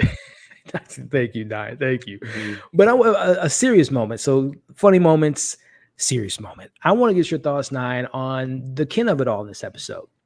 He is really. So I mentioned earlier the scene when he's talking to Reva about, he has the SUV following them and he thinks and we'll talk about the scene with him and Shiv. Is he a good guy? Is he a good parent? But we see it in his face now. He's not comfortable with the decision of Rome taking control, and more particularly, Mencken taking control of the country. He's really, really torn on this decision, Nine. So I'm just curious on how you felt that Nine, how Ken navigated through this episode. The fear, did he really care about his daughter being harmed and his family being in harm's way? Was it just he didn't feel like he was in control of the situation, so it kind of threw him off? Psychologically, what do you think Ken was throughout this episode? Well, I think it's pretty. It's a beautiful scene, right? Or like that dynamic is really interesting to me, and I wish we would have seen more of this throughout the series, because I can imagine, maybe this is what Logan used to have in his past, like that conflict, like, because Yeah, essentially this he isn't the did right thing. You know just this isn't the pick right thing. he just picked the business over his kids. Yep. He had his kid on his mind that whole time. Like, one of these guys pushed my daughter, right? Yeah. And I'm going to be advocating for just like more For people that. Yep. of those people that have That type power of behavior is okay. and Yeah. that type of behavior. Yeah. So, but do I pick, pick what's good for my kids or like countless other kids, or do I, go that business route? So I can imagine that his dad Logan like made that same decision, once upon a time to Kendall and his kids. Good point. Yeah, man. That's a good point, Nine. I definitely agree with you, man. He, I think in his mind, again, he thinks he's the hero of his own story, but it's a complicated situation. And I definitely, we talk about every week how these performers are just, amazing. But yeah, Jeremy Strong, man, just brings this. Again, there's no good person in this show. There's no good guys, no good women. They're all despicable. But the way that they're able to play on that sympathy card, and then particularly going back to Jeremy Strong, you can see the ball rolling. You can see the kind of the sympathy card being played with him wanting to do the right thing, but not having the goal, not having the motivation, not having the the killer in him to make the right decision. Because ultimately, as we'll talk about later, he decided to go to his brother because it was in spite of Shiv. Right. It wasn't necessarily probably the best decision, but he did that in order to get back at her. So it's just these characters, that man, decisions they petty make is family drama wild. just completely shifted the whole course of American democracy, and that's pretty crazy to see. Yeah, man. Yeah, I think it would have been nice to get more of that like family, Ken thinking about his family and making moves just throughout the series, getting that more of that conflict in there. But I think it was well portrayed in this episode. Well, yeah, I could agree. And then to follow that up with this kind of, the ball rolling, and he has the conversation with his brother Rome that he doesn't feel comfortable with this. And the back and forth and the conversation they had was just something that was nothing short of amazing in my eyes. But we see this other kind of side conversation, sidebar 9 between Ken and Shiv, and it's a heart to heart. I think from Ken's eyes, he thinks that he's being honest, being transparent with his sister, and she's just sitting there she's just feeding into it, like, yeah, yeah, I Mm-hmm. agree. You're a good man. You're a good father. You all we can do is try. 9, I wanted to go on the TV and just yell at Ken. She's lying, bro. She's Right. not really, being genuine, man. It was. How did you feel about that scene? Kind of again, it's a rare moment for any of them to be honest with each other. But this just goes to show you that even Siobhan, man, how she's just so conniving and just so manipulative that her brother's spilling his heart out right now, 9, and she's just like, mm-hmm, mm-hmm, I yeah, think mm-hmm. I think what actually got him, all twisted is because, usually when they say, all right, guys, we're like, I'm being completely 100 now. Like we're going to take this time to actually be like serious. We're not going to be digging at each. I'm actually going to tell you something, Mm-hmm. it's not going to be just a bunch of empty words right now. Yeah, And during that time, it's that expectation that, everyone else is going to be on board and being also, it's not a time that we're going to be using any of this against one another. right, Right. right, And that is almost, worse because if in another setting, right, if she just kind of like was playing them, backlaying them the whole time without that moment though, mm-hmm. it just added on so much to where he's like, okay, I'm going to be just, I'm off the wall now. I'm out Yeah, of control. yeah, Because you went against that sacred bond. Like the yep, few times as a family that we can come together and we can be open, you went against that, you know, not just us and the deal. You went against that. yeah. Mm-hmm. It's a sad thing, man, because again, you just know that when they are on the same page, things tend to work out for the betterment. They tend to Exactly. make good decisions, even though individually they don't make the best decisions. But it was kind of from as a Ken fan, I felt bad for him because he was, giving her the honest truth, and it puts a fear in my heart as a Ken fan. And we'll talk about Shiv calling Manson at the end and be like, we're going to screw them over. 9, she knows about the waiter situation that happened in season 1 Yeah. about the waiter dying. Everything Um, can, yeah. that Oh my can blow gosh. up in his, and obviously to Ken, that can destroy everything, man. So I don't know if Shiv's gonna get that deep. She's gonna cut that deep. She's gonna go that far because she was. Mm-hmm. I mean, she's complicit. She knew about it in last season. So I don't know like how much weight that holds in the court of law. Like you knew about this and you've been holding this for this long. Right. Yeah. I don't know if Is she's she gonna go willing that to low. burn everything Yeah. down to the ground? I Hmm. don't know. It's a very complicated situation too because like I'm questioning of like I guess there's no way she could have actually made that call to Yeah. Nate because that's crazy. Um and Nate in that part would not actually be would not actually be like willing to go along with that plan, right? Yeah. And Yeah. uh and would actually, probably use that against them too. Like, you guys tried to buy us on election night. But that's Yeah. that's out of control. Yeah. But I don't know. What do you think that she could have played that? What do you think her options would have been best to do with that situation? Just been like 100 with Ken, like, no, I'm not going to call, or should she have tried to fake it, or actually called? Man, I mean, because if I'm not mistaken, she did call, but it went straight to voicemail. But she, of course, played it as if though she was talking to him. Who knows? Like, if she even called Right, she anything? could have Right? called Taco Bell that was closed. Right. Yeah. Me, yeah, I would have been told the truth. But as far as Siobhan in that moment, in that scene, just be honest and just let the chips lay as they fall. Don't pretend to call him because listen, I'm just to cut to this scene here, man. I was sipping the tea. I was here for the tea and the eyes. We talk about it every week. Siobhan and those side eyes and that bombastic side eye. She Yeah. sees Ken, and like, I'm gonna call. No, you don't need to call. No, Ken, stay in here, stay in. I'm gonna call him and sort this out because she was playing coy. Like, what did he actually She say? should have seen that coming. She should have She not, should but have she didn't. seen that She coming she because underestimated. She was underestimating a lot of people. right. Because like she's safe with Madison because Mm-hmm. Madison knows like what's up. Like they're agents with Yeah, each other, right? yeah, But yeah. Nate and the other dude, what they aren't playing with Shiv. So that was a big risk for her to be like, oh yeah, I'm gonna fake pretend like I got them on the leash too. Nah, like you guys gotta be somewhat in cahoots with each other. She took But some if L's tonight, bro.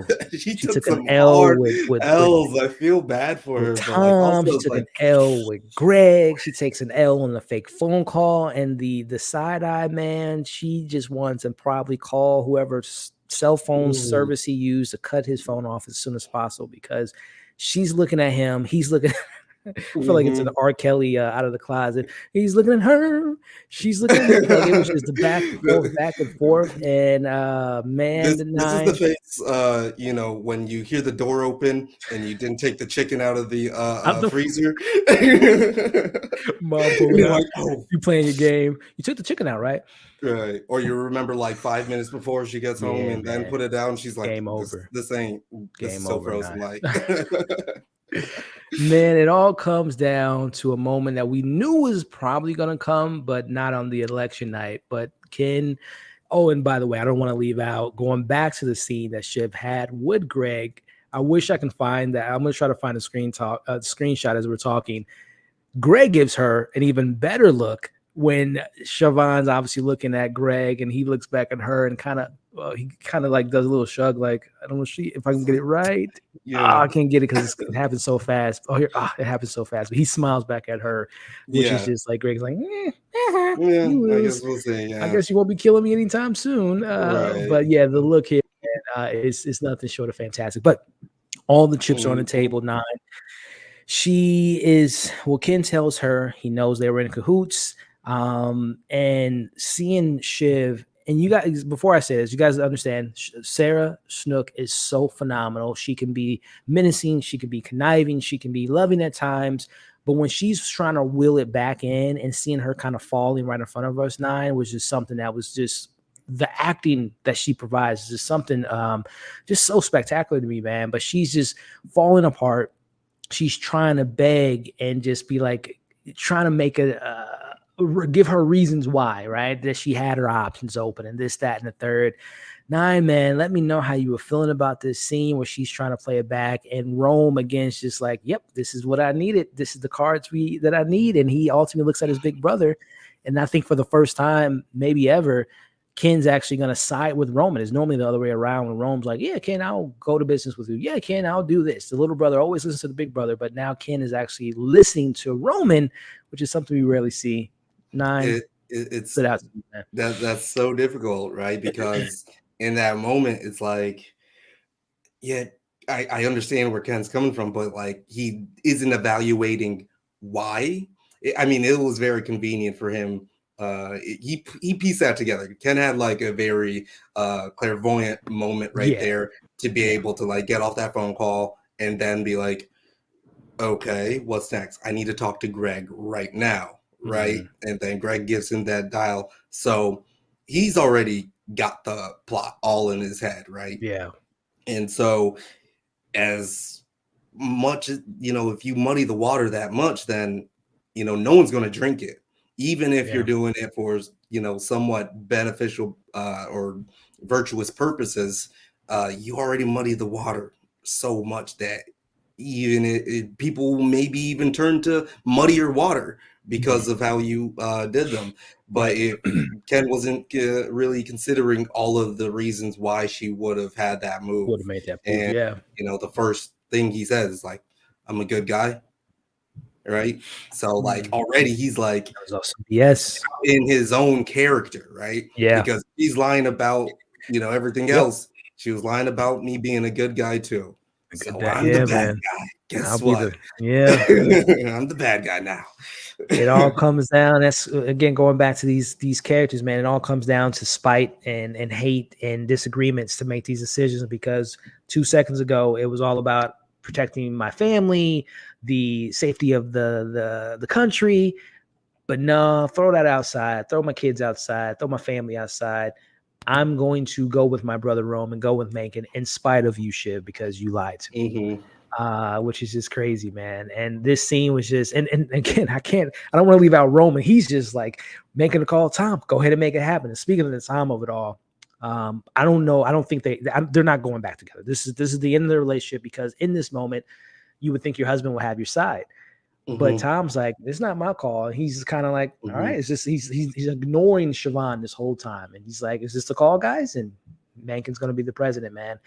I guess, is there any moment, any part of you that feels somewhat bad for her in this moment? Because again, we know that when it becomes the conversation of when it gets down to it, Siobhan doesn't get listened to from the brothers, throughout this entire show. Is there Bro. any of that in your mind? Is like, damn, man, or is just like, hey, you made the bed and you sleep in it, Siobhan?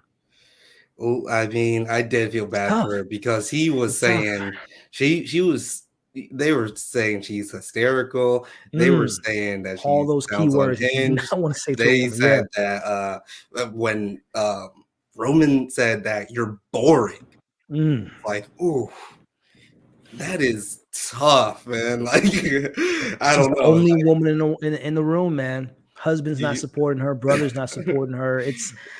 She's made some terrible. She took some L's tonight, some major L's. But I oof, gotta admit, man, just from I guess just the human in me, I felt bad. I don't like when people get cornered and picked on. I guess that's the side of me. that was tough, yeah. Yeah, but again, she made this bed now, and she has to sleep in it, man. They've all went against each other at one point in time, but she's literally, Hmm. in cahoots with the enemy, man, and it It blows looked up in like your face. she was really going to cry though, I you think know? she It was. looked like It she might have was been. like It really might have been crying. quick Like tears I that was we. like, man, Yeah, I think I so, did man. feel bad. I did feel bad Yeah, because I was yeah. like, for what she was saying and like what she was actually standing up for. That's the tough thing because, obviously Do this you main believe her guy now? should not be good. Like Yeah, I mean, that is actually the just truth of the matter is yeah, that he wouldn't be a good choice for their for that universe's right. president. Yeah, yeah, yeah. Uh, but again, it's like all that stuff you did is like, yeah, no one's going to be on your side here. You already took away all of your allies, Mhm. and Ken was the last one that was going to be siding with you, and you Yeah, got caught up in a very intense moment. So, yeah, man. oof, It's a oof. tough call because, as you may, and again, I don't know if this is like her earlier in the episode saying, I'm pregnant with your child, using it as a defense mechanism in an argument. Her saying this is for the betterment of the country.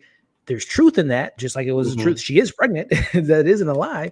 But she used that again, going back to the time when she uses those words of vitriol and words of like, this is the right thing. This is the fact that this guy mhm, is not good. And we all mhm. know that in the room, he's not the best guy to run the country. Do you feel like she was trying to be earnest and honest and genuine? Or do you think, again, it's just kind of back against the wall? Let me just try to push this onto them to realize the situation. Like, do you really feel as though that was a tactic I'm that she was I'm being gonna say honest? that I feel bad because like what they were doing, everyone felt slimy doing what they were doing. They Right. knew They that knew. They everything knew. that they were doing was bad Yeah. too. So, if all things being equal, right? Yeah. Either way, that was a really slimy thing to do. They shouldn't have been doing that. So, Yeah. and it is really interesting Yeah. bringing up their father. It's like such a situation where they're like, what would dad do? What would dad do? Need to make that into a Haven't really bracelet. right. And yeah, it's kind of like an unprecedented situation where it's like, Yeah. he wouldn't have been in the situation actually. Right. So, Yeah. we don't really Yeah. know what dad would do. I have no idea. And So, again, it goes back to them not being serious people. Nine, especially my boy Ken. who was supposed to be the new coming of Logan. He's back and forth, can't know, doesn't know, up from down, left to right. These kids aren't ready, man. This show has shown us since episode 3, once once Logan died, that they are directionless. They don't have they don't know anything from anything without their dad being in that room.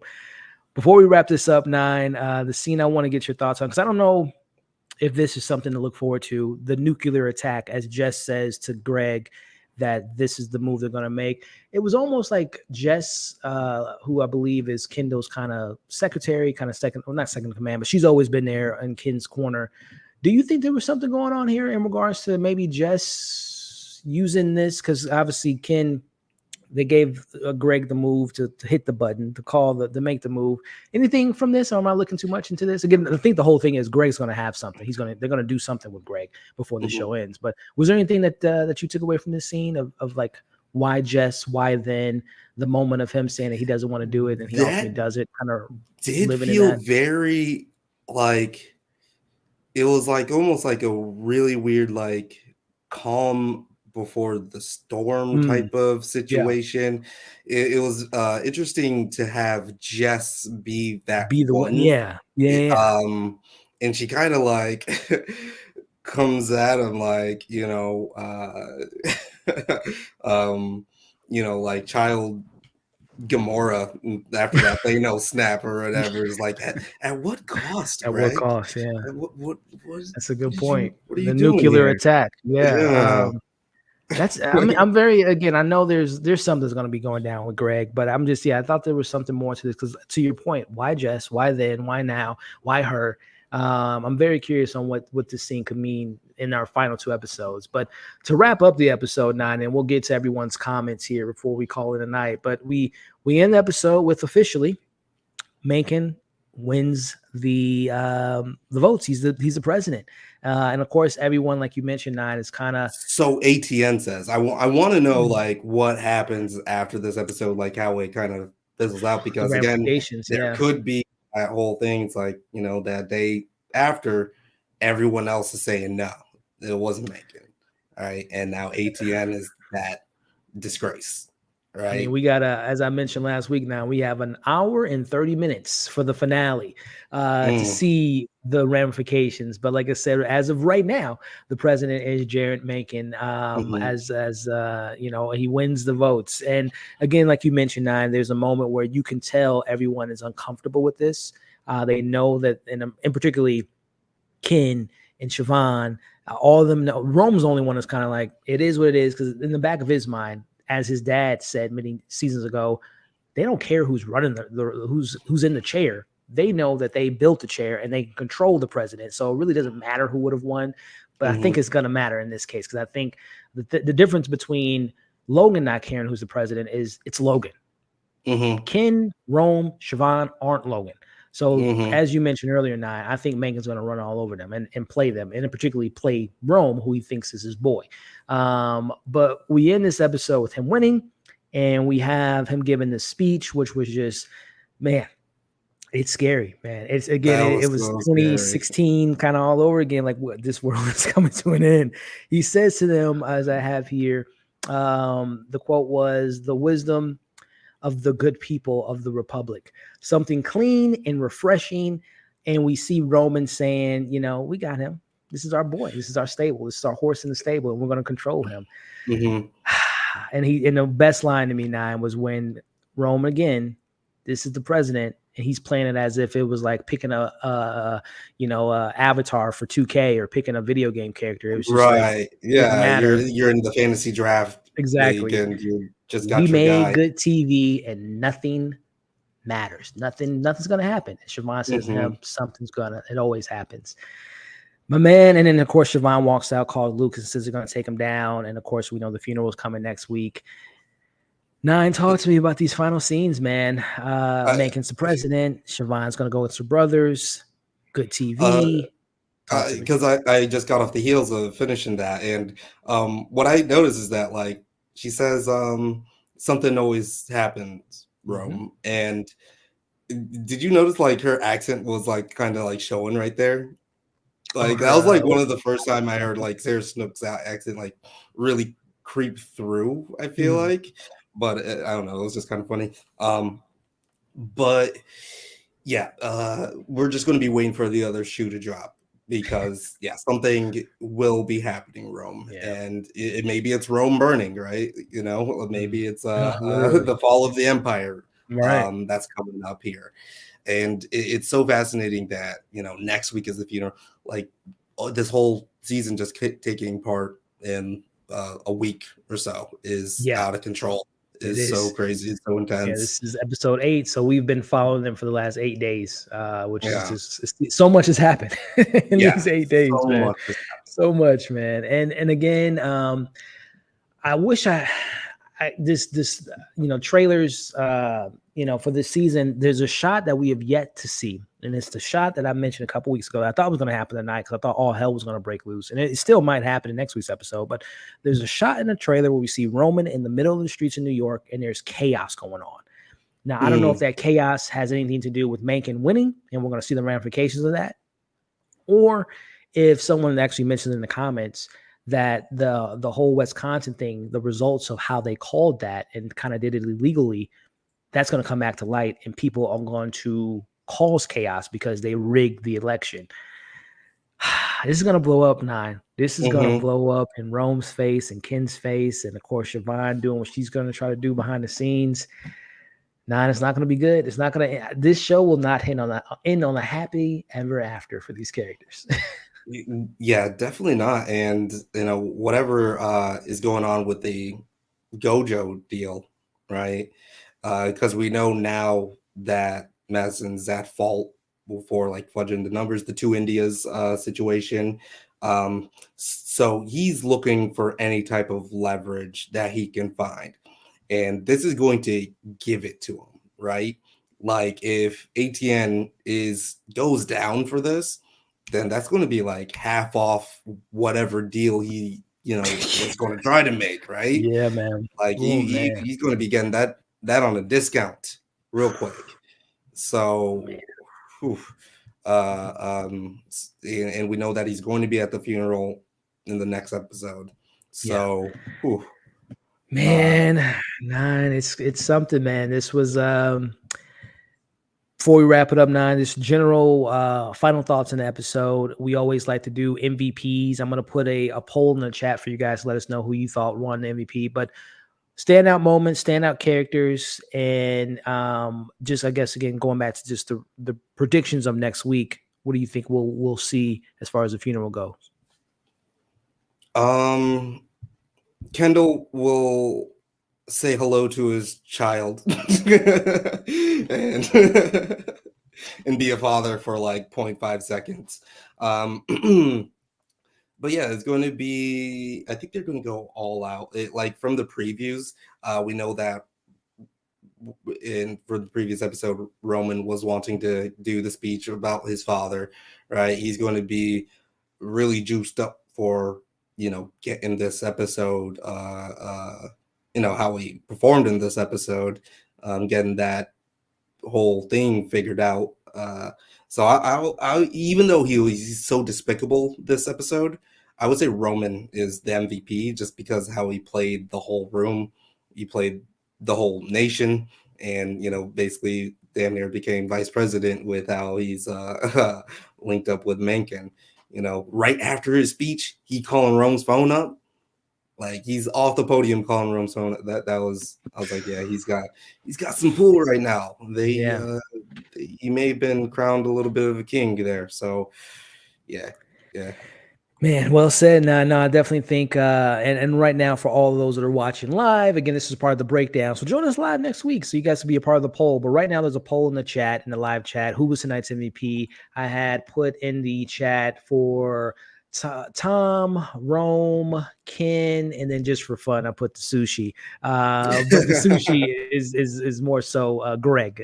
Greg is the sushi substitute for those that are confused about what I meant by the sushi as a little joke. So, or anyone else, let me know in the chat. It could be Siobhan, it could be someone else. Let me know. But yeah, I'm with you, Nine. As far as just my MVP was Rome. I was not on his side in tonight's episode by any means, but I just thought that the way that he controlled the narrative, controlled the situation, as we've talked about, he's been kind of behind the 8 ball this entire season, and more so in the last 3 or 4 weeks. Ken's ascended. He had his moment to shine on stage. You know, Shiv had her moment when she's like, I'm doing these deals. I got my ex-boyfriend coming to this party. I got my husband back. She was on a high.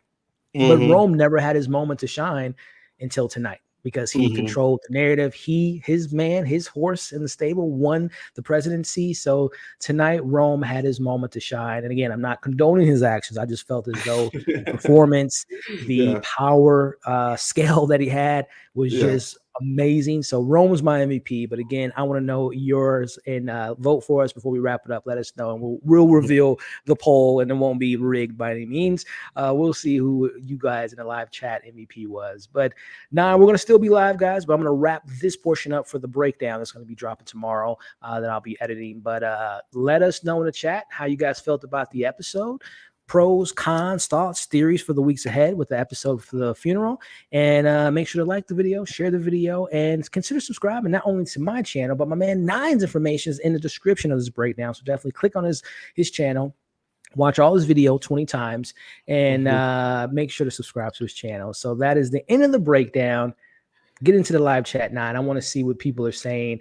We got some Gray was the MVP. Oh, Greg was the MVP. Yeah, a lot of people were saying Greg. MVP And yeah, for I Greg. feel pretty good about Greg too this episode. He held his own. He's still becoming more disgusting every single episode, but yeah, I mean he was like, yeah, like look how far I came from, puking in a mascot suit Right. Come and a long to way. literally making the call for the next United States president. Crazy. That's a come up right there. It is, man. Shiv was the MVP, the only one trying to stop the evil. Yeah, but she could have stopped it if she would have maybe been more on her, not Less doing her little evil. side deal. Yeah. Yeah, doing her She little was just a side little bit deal. less evil. Yeah. Full circle from episode 1 when Logan was disappointed. Kendall went to his party. I think Kendall doesn't show. Interesting.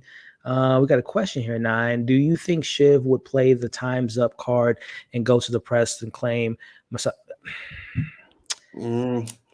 No, because she's got too yeah. much on her back. Like she already talked to one of the women that was going to testify. She stopped that from happening. Yeah. She stopped that from happening. So, Yeah. She claims misogyny now, then all of a sudden, Yeah. like, all of that's going to creep up on her. Like she could, Right. but if anything, again, we talked about it earlier. We'll see if this is a card she plays. The whole Kendall killing someone situation's at hand. Of course, she can just flat out tell the obvious truth, which was the whole situation with calling the election. So there's a lot that she has that she can use to her disposal. But the question is, will she do this? I think so. Now she seemed pretty pissed at the end of this episode, man. She had a little strut on her. She had a little purpose to her. She still seems hell focused to bring her brothers down after tonight's episode, man. So I definitely think, I don't know if it's the misogyny aspect, but I definitely think she will bring something to light to destroy her brothers, which might end up biting her in the ass as well. Yeah, absolutely. Let's see. I want to see it burn. It might happen. A lot of people feel she's going to go to the press, which I think we all feel as though is the case. It was 9. Like I said, it was just kind of like I don't know, Bane in Dark Knight Rises when he's talking to the people of Gotham. Of just like, it's just chilling. It's just like the world ending type of situation. Not whistle, but dog whistle phrases like welfare queen and everything like that. I was like, yeah, you already know this guy's about to be scummy and what he believes in. And it's just that open secret that like, yeah, this guy is a Nazi. Like this guy is the worst. And he's appealing to a base that is going to propel those beliefs, and we've seen it before. We're living it right now. So Uh, It's yeah, crazy. that it was just a fascinating episode. It was. It was, man. And Maddie, yeah, this comment that's kind of I mentioned a couple minutes ago as far as the ramifications, them losing the company ultimately and not protecting their father's legacy and protecting their legacy as well. It's going to be crazy, Nine. It's going to be Mhm. crazy, man. And as people else saying, I predict Roman and Greg come out on top. Okay, Roman and Greg's a Mhm. nice dynamic duo, I guess. Logan, like, remember he brought up, yeah, no, he did. That was they even mentioned in this episode that was obviously when they had the last year's episode when they went to that summit with all the candidates that was the guy that they ultimately decided to go with. But yeah, Mhm. have you all noticed Ken moving more radical and calculated? Rationally, yeah. He seems to be at least have some type of direction with his style, and I don't think it's as strong as Roman's reaction to like wanting to stop the Gojo deal and be just like his father or Yeah, whatever. But he does want to be able to lead the company in a more progressive way. It was just that uh, he was in a moral choice right here, and he made the wrong move yeah, just in spite. It feels like yeah. so. Yeah. I agree, man. I agree. We got a Tom and Greg coming up on top. Hey, Mhm. might Mhm. not be too far off. Shiv is the Roy who who cried wolf. That's Very well. funny. Yeah. That's funny. And yeah, a lot of people are comparing, yeah, Mencken to a particular ex-president. Mhm. Don't want to ruffle too many feathers, but yeah, definitely some comparisons there. I would agree with that. Greg gave her the Yeah, Kanye shit, the shrug. kind of. Yeah. It's like, yeah, it is what What it you gonna is. do? Greg doesn't do coffee anymore. Yeah, That's funny, that man. was pretty crazy. That's pretty crazy. None, man. Any final thoughts, man, before we wrap it up? As far as just, I mean, look, man. The reality of it is, we have 2 episodes left now, which is it's bittersweet for sure. I guess, do you feel confident based on the previous 8 episodes in this season, the previous 3 seasons prior to this, that this show will stick the landing? Because my biggest fear as a TV watcher, as a fan of certain shows, a la Succession, Barry in the coming weeks, Breaking Bad, Game of Thrones, Sopranos, The Wire. I mean, the list goes on and on and on. When we get so invested, so locked into these characters, and sometimes not, it just doesn't work out. Do you have confidence in the writers that they're going to accomplish something pretty rare, which is ending in a way that everyone feels satisfied?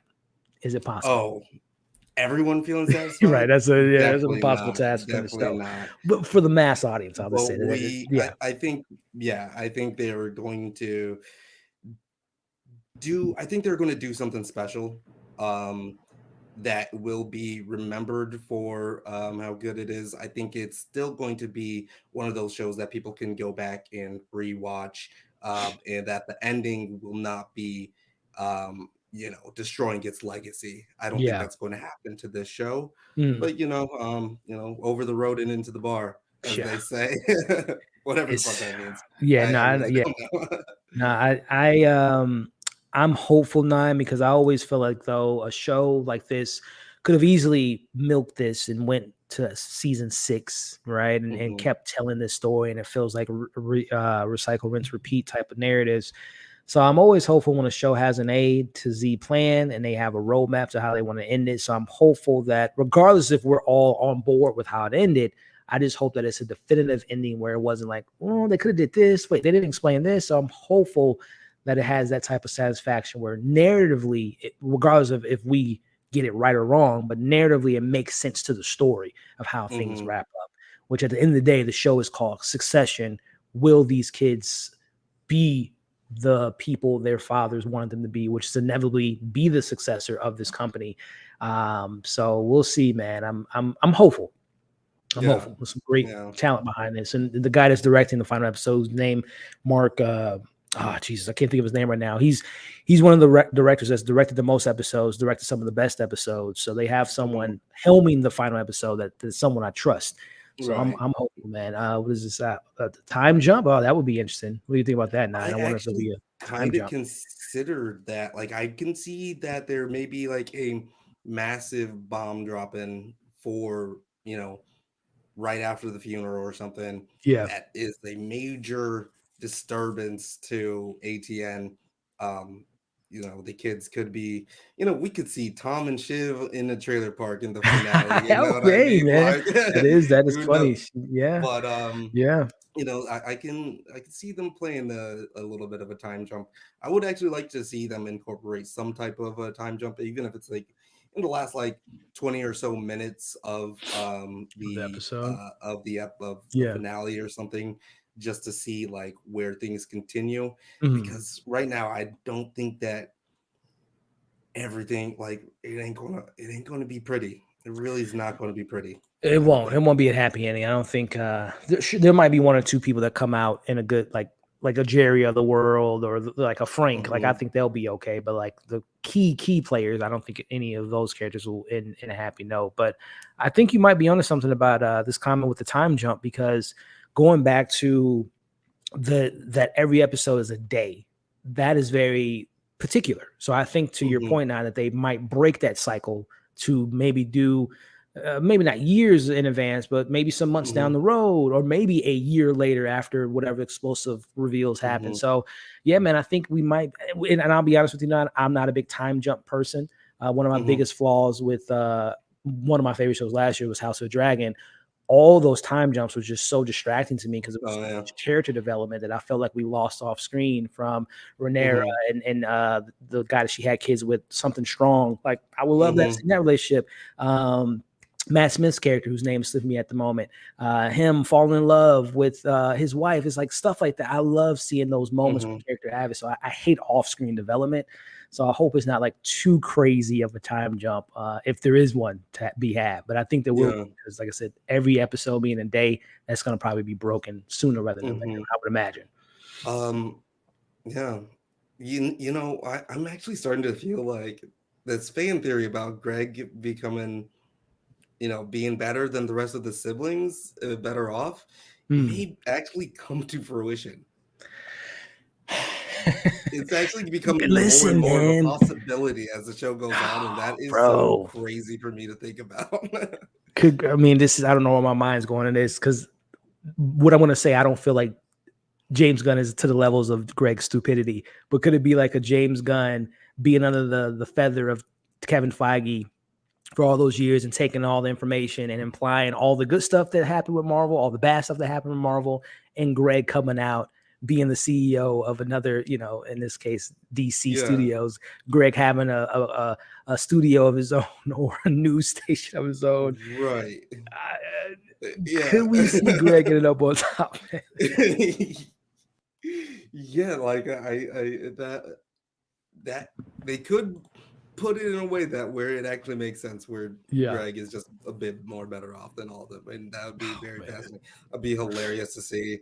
I That would would be, I man. would be kind of love it. I would kind of love it, but For sure, like someone so. else said that would try to predict anything in the show. It's damn near impossible to get anything right here. Yeah. So Yeah, uh, man. that was a good point too. Because again, you're not going to get Chat GPT to write Yeah. a good episode of this. Yeah, and It's there's a Skyler's as has his title, great writer himself. He definitely knows a thing or two about writing some good stuff. So yeah, the AI conversation of it all. Not to get too far off the tangent, because I want to wrap it up here in a little bit. But any thoughts on the WGA situation, Nine? man, better pay these people, Yeah, man. You man. better pay these people It for seems real. simple, right? I mean, not to tie it into this show, but I mean, there's idiots on this show, and in reality, there's idiots running movie studios that are not paying the people that write these scripts and write these movies and shows that we're talking about on a regular basis. It's Hmm. it's greed. It's this complete, shortness of sight, of just knowing to do the right thing. So yeah, man, Hmm. it's not going to hurt us right now, because obviously a lot of the stuff that's being released in theaters and shows coming out will stick the release date. But now we're going to see the ramifications of what's happening today. It's going to help Hmm. hurt the industry in the next couple of years, man. So Yeah, yeah, yeah, absolutely. And yeah. yeah, these guys, these men and women writers, have been putting out hits for us, and Hmm. just not getting, not being able to pay their rent, right? Yeah, and it's not even maybe. Yeah, it doesn't seem real. And if we want, like, the younger generation to be able to, like, pick up that craft and want to be able to tell stories effectively, that's yeah, going to be like, yeah, well, I'm not going to be doing it for pennies here. exactly. Like, I may need to. I don't want to be working 3 jobs just to be able to write write a story Yeah, and get my word out. So yeah, I agree, man. that's tough. I agree. And final comments before we wrap it up, man. And as I pull up these comments, not I like this one here. Time jump when Kendall gets out of jail for killing that waiter. Whew, that would be rough. That would be rough. Please saying time jump seems a bit too predictable for Succession writers. I never anticipate what happened next. And yeah, I think that is Yeah. a trope for a lot of shows, especially when they round up, is like jumping ahead of time and you're seeing these older Mhm. version of the characters. Yeah, that is a trope that in this show doesn't really play into trope. So I hope that they don't fall into that.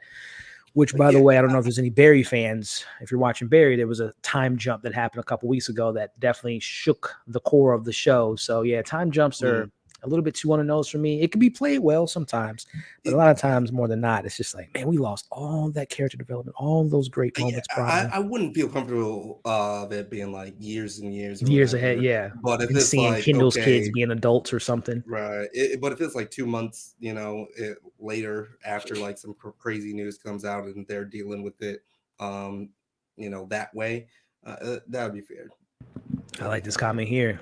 It did start with Greg Yeah. in that suit. It could Hmm. be a full circle. It could be a full circle, man. The American Um, nightmare. yeah, yeah, man. But any last comments, man? What we're gonna end our stream here in a bit, man. But just chopping up with my man Nine. Any new movies, Nine? Any new shows that you're looking I, forward to in this coming week I before we get into still episode 9? haven't went out and saw Guardians. Guardians yet, Yeah, yeah. and I really want to. I just watched Air last night, which I thought Oh, what'd you was think, man? good. I thought it was My really favorite good. I movie of the year liked so it. far. Now. It was a really fun one. Viola Davis, uh, Ben Affleck. How great was Chris Tucker, bro? Chris Tucker was great. It's Still always got nice it. to see him, Still got it. putting in work there. Yeah, Uh, he should be in more stuff. that's what He I'm should saying, just bro. be in more things all the I hope time. Chris Tucker does the whole Brendan Fraser, where he took a moment to himself to spend time with his family, and then he comes out with an Academy Award winning performance. So, and Chris Tucker has it in him. He's a great actor. Obviously, we know him from comedy, but he is a great actor in general. So I hope that we get a Mhm, resurgence of Chris Tucker because we need it, man. That's my mhm. man, Smokey. Yeah, Yeah, he was great in that film. I'm glad you liked it. yeah, it was a fun one. I really like that one. And gosh, like, what else I've been watching? Nothing. Yeah, nothing in particular that I can. I'm covering Dave, of course. Yeah, yeah. And that's How's the been season been going so far with that? it's been a really solid season. Is Actually, this the I, final season, by the way? no, not Oh, from okay. what I think. It's season 3 of Okay. it, and I actually have a video that's ready. It got copyright claims, so I gotta make some tweaks to it, re-upload it, um, and it's going to be out tomorrow. So look out for that. If you aren't really familiar with Dave, I think this will be a really good video for you to watch and kind of like get the vibe of the show Mhm. and not pick up too much spoilers. I will give you the title. It is the Atlanta episode of Dave, Hmm. because Okay. part of, yeah, there's some very clear similarities, and one of the episodes is in Atlanta, takes place in Atlanta. So yeah. Okay. I'm So gonna have to yeah, check out that. watch out. I've never seen an episode of Dave, but I know you always talk about it, some good things about it. So I Mhm. might have to check that out, man. Um, yeah, man. I think we're gonna call it a night, man. As far as things to look forward to, at least on my end, tomorrow night. Earlier today I watched Fast Five, which is my favorite Fast and Furious film Mhm. of the entire franchise because tomorrow night I'm gonna be seeing Fast 10. So I'm excited now because I didn't really, I'm like after 9, I don't know if you're a big Fast fan at 9. Mhm. But I hated 9. It's the Oh, worst you one of the hated friends. that? I hated 9. Fast 9 Okay. was is just It an was abomination. crazy. Ugh, I hated it, bro. Like, they go into space, They right? go into space. Into They space, literally go and into space. Spoiler alert. and that scene where they're driving off the cliff, and they hook onto a rope bro, and swing to bro. the other side. Talk about AI. That's who wrote that and directed it. I was like, What is okay, going yeah, on?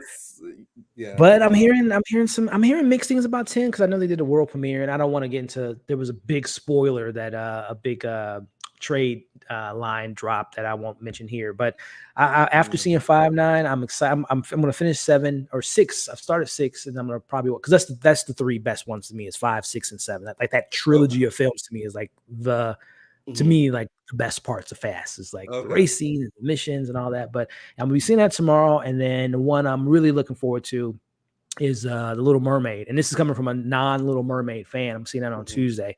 I'm rooting for Miss Bailey, man. I'm a big fan of her and her mhm. sister. So I'm hopeful that this is going to be a good film on Tuesday. So Yeah, I really hope that she does well. You know what I mean? me Like too, man. if the movie is just like kind of like the live action remake Disney stuff, like all of that can be kind of weird. But like if she just performs, which I almost have no doubt that she's going to Yeah, she perform has. as Miss Whew, that girl Bailey. can She sing. can Yeah, man. sing. Yeah. And yeah, I think I think it's going to be good just off of her performances alone. Yeah. I Hmm. agree, man. Yeah. I agree. But with that being said, now before we end it tonight, man, I just want to pull the results up on tonight's poll. And if you were to bet now, who do you think the audience voted for their favorite MVP? Again, the options being Tom, Ken, Rome, and Sushi, aka Greg. Who do you think the audience picked on the little poll here? If I can find it. I bet the audience went with Sushi. Let me see if I don't know where I Or wrote it down. and then second choice would be Rome, probably. Split between but Greg. I think it was Sushi. For whatever reason, the poll is not coming back up on the YouTube, but I think it was like 67% voted for the Sushi, aka Greg, which Yeah. is definitely a moment to remember. Yeah. Yeah, I can't find it. Damn it, stupid YouTube. But that's gonna be it, guys. Again, I appreciate y'all joining us tonight. 9 came through, was like, yo, I just Sorry, I was got late. done. Are you good, bro? You came never late, came right on time, man. So I appreciate you, 9. I appreciate all the people that are still here, people that joined earlier, joined later. Appreciate y'all, man. Before you exit tonight's stream, do your boy a favor, hit the thumbs up.